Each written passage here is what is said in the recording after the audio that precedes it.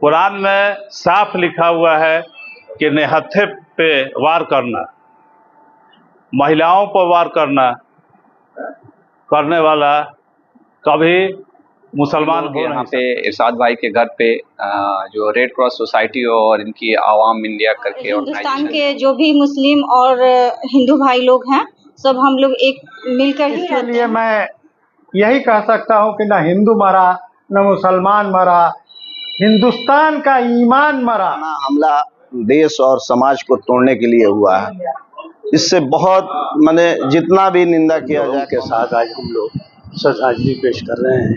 इतने आदमी का जो है हत्या कर दी है, ये बहुत ही शर्मनाक बात है और हमारे देश का सर झुक जाता है इन आतंकवादियों के सामने। मैं मोदी जी से, अपने प्रधानमंत्री से निवेदन करूंगा, इनको कठोर से कठोर सजा दिया जाए और परिवार को जितना हो सके। दोनों जाति के लोग दिखाई दिए, जो आतंकियों को यह समझ लेना चाहिए, यह पूरा हिंदुस्तान एक जाति का नहीं है। यह मुल्क जो है मुस्लिम का भी है, हिंदू का भी है, सिख का भी है, ईसाई का भी है।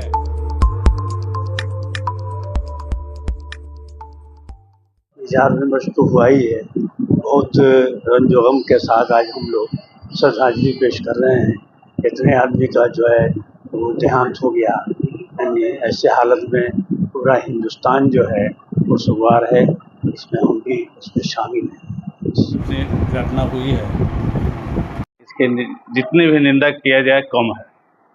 हम लोग मुसलमान हैं, इस्लाम धर्म के मानने वाले हैं और इस्लाम धर्म का आप जब ग्रंथ कुरान और हदीस से चलता है और कुरान का तर्जुमा आपको इंग्लिश हिंदी में भी मिलेगा, आप लोग पढ़ सकते हैं। कुरान में साफ लिखा हुआ है कि निहत्थे पे वार करना, महिलाओं पर वार करने वाला कभी मुसलमान हो नहीं सकता है। ये धर्म यहाँ तक बताती है कि फजूल खर्ची पानी को भी फजूल नहीं बहाना है।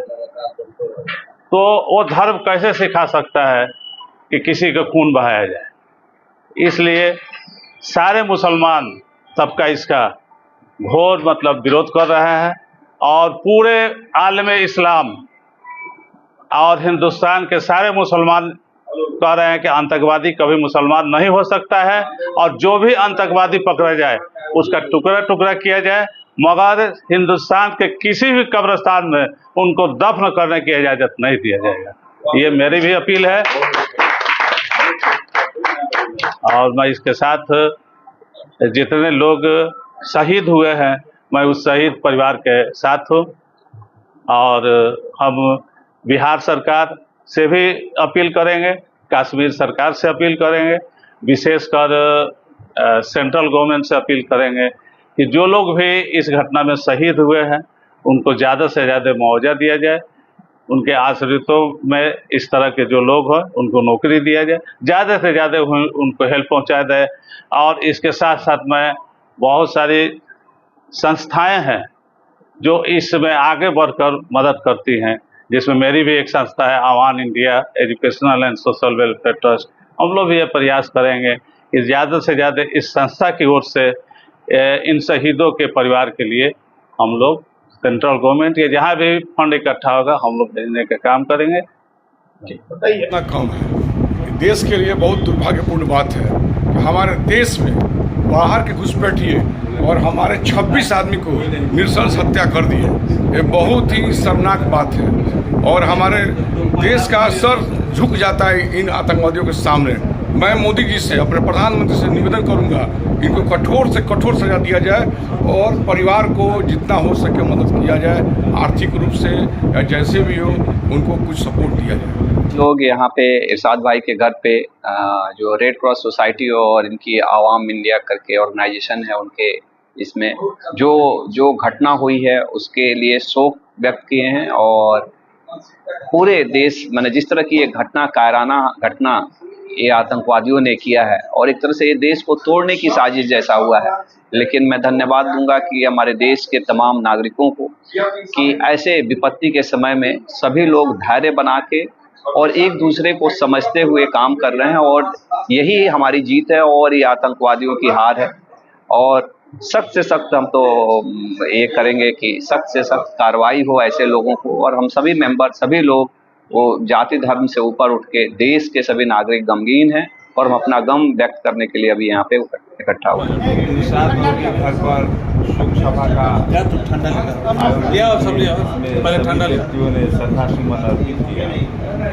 मात्र हमको दो बात समझी है, आतंकियों ने जात पूछ करके लोगों को गोली मारी। यह बातें जो है इलेक्ट्रॉनिक मीडिया और प्रिंट मीडिया के माध्यम से हम लोगों को जानकारी हो, मगर आज जो है इरशाद बाबू के यहाँ लोगों ने यह साबित कर दिया कि यहाँ पर हिंदू और मुस्लिम दोनों जात के समुदायों के द्वारा जो श्रद्धांजलि सभा का आयोजन किया गया, इसमें दोनों जाति के लोग दिखाई दिए।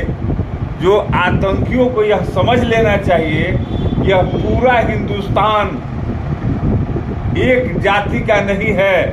यह मुल्क जो है मुस्लिम का भी है, हिंदू का भी है, सिख का भी है, ईसाई का भी है। आतंकियों को यह समझना चाहिए कि यह मुल्क जो है हमेशा संगठित रहता है, और वो अपना जो है नापाक इरादा छोड़ दें, नहीं तो हिंदुस्तान जब तैयार हो जाएगा तो उन लोगों को घर में घुस करके मारेगा।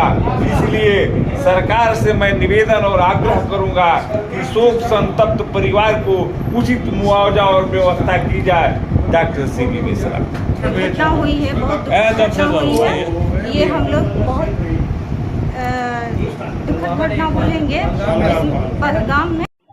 और हिंदुस्तान के जो भी मुस्लिम और हिंदू भाई लोग हैं, सब हम लोग एक मिलकर ही रहते हैं। और आतंकवादी अगर कितना हो भी चाहे कि हाँ हम लोग कुछ अगर हिंदू मुस्लिम में कुछ गलत हो तो ये नहीं हो सकता है। और एक बात ये भी है कि वहाँ प्रशासन की बहुत बड़ा चूक थी, इसीलिए ये घटना इतनी बड़ी घटना हो गई है। वहाँ पे प्रशासन अगर वहाँ अलर्ट रहता तो ये घटना कभी नहीं होती। कहा जाता है उस तरह से हम हिंदुस्तान में भिन्न भिन्न जातियों के जो है एक गुलदस्ता में भाई बन करके रहते हैं।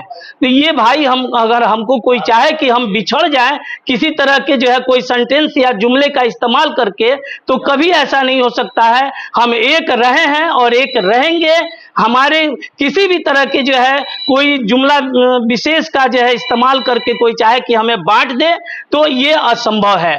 ये हिंदू ही बुरा है, ना मुसलमान बुरा है। आ जाए बुराई तो वो इंसान बुरा है। कोई इस तरह का जो है हमारे देश में किसी भी जाति का व्यक्ति जो है जो हमारे साथ रहता है वो बुरा नहीं है, बल्कि अगर कोई बुराई करता है तो वाकई वो देश के लिए जो है निकम्मा है, बुरा है। हम सभी लोग मिल करके उसका जो है प्रतिशोध करेंगे, और उसकी जो है हम लोग ईंट से ईंट बजाने की जो है शक्ति रखते हैं, चाहे वो हमारे मुल्क का हो या मुल्क से बाहर का हो। हम लोग जब एक हो जाएंगे तो ऐसे व्यक्ति को जो है धराशायी कर सकते हैं।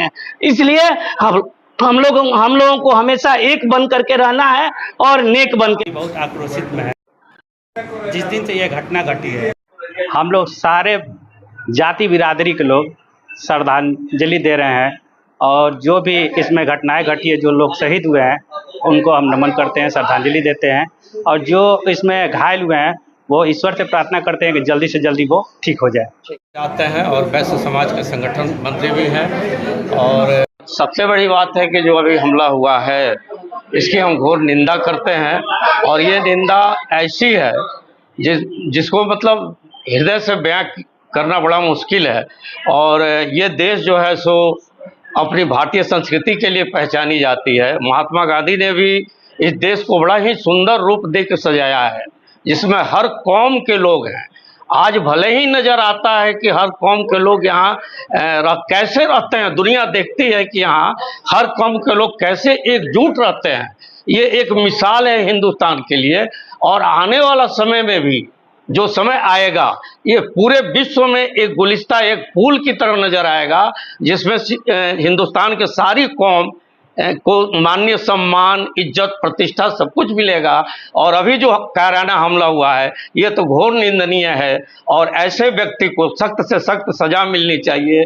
हम लोग सरकार से ये निवेदन करेंगे और साथ साथ सिवान के वैश्य समाज से भी निवेदन करेंगे कि ये जितने भी लोग इसमें हादसे में शिकार हुए हैं उनके परिवार के प्रति, उनके घर के प्रति संवेदना रखते हुए और उनको जितना सहयोग कर सके इस फंड में सहयोग करें और सिवान की धरती को विशेष करके एक ऐसा बनाएं जो आज तक मिसाल रहा है और हमें तो लगता है कि भविष्य में भी मिसाल ही रहेगा। नहीं पूरा हिंदुस्तान भी होगा लेकिन थोड़ा समय लगेगा। धन्यवाद। कायराना हमला देश और समाज को तोड़ने के लिए हुआ है। इससे बहुत जितना भी निंदा किया जाए कम है। सरकार से हम लोग मांग करेंगे जितना जल्द हो इन लोगों को फांसी दे और यहाँ भी लोगों से कहेंगे तो कौमी एकता की मिसाल ये देश हमेशा रहा है, इसको हमेशा हम लोग बरकरार रखें और उन आतंकवादियों को जितना जल्द हो सजा दे। सरकार से यही हम लोगों की मांग है। ये जो पहलगांव में घटना हुई है इसके लिए मैं यही कह सकता हूँ कि न हिंदू मरा न मुसलमान मरा, हिंदुस्तान का ईमान मरा और हिंदुस्तान का एक बेटा मरा, हिंदुस्तान का इंसान मरा। और इस इंसानियत के नाम पर हिंदुस्तान के सरकार से ये गुजारिश है कि वो आतंकवादी जहाँ भी हो घुस घुस के प्रतिशोध ले। हिंदू मुसलमान लोगों को मैं बहुत और कम से कम सीवान के लोगों को कि उन लोगों ने जो सब्र बनाया और हिंदू मुसलमान ने मिलके सभी को श्रद्धांजलि अर्पित की, इसके लिए हम सभी कौम के शुक्रगुजार हैं। ऐसा ही होना चाहिए, यही हमारा हिंदुस्तान है। सीवान किसी को हिंदुस्तान देखना हो तो आइए सीवान देखिए और एक नज़र इस सीवान वालों पर भी डालें और हिंदुस्तान को सीवान बनावें, सीवान को कश्मीर न बनावें।